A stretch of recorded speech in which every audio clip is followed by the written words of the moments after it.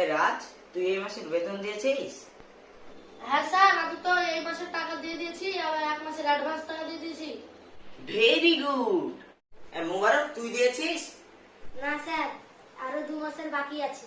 ঠিক আছে, কোনো সমস্যা না। রাজ, তুই বলছিনি 2 আর 2 কত হয়? স্যার 4।